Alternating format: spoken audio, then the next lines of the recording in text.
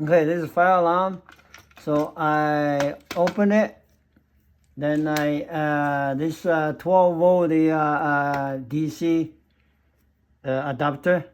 So I cut cut off this one. Put out two wires. Then one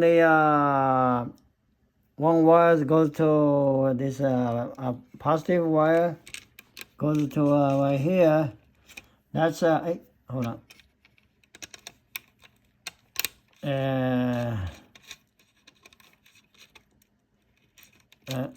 Okay, this one positive right here. This one is negative because it has a little wire right here, a white color right here. So that's a negative. Then I put right here. Then I take two wires. Goes positive and negative goes to the sounds alarm here. As soon as I put everything here, because I didn't even turn on this one, this not put down. This is up and down. When you put down, it's down. Now it's up. It's disconnected. So I disconnected. It's all. It's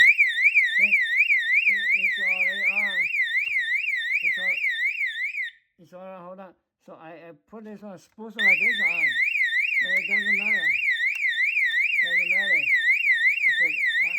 So I don't know what's wrong with it. So anybody can help.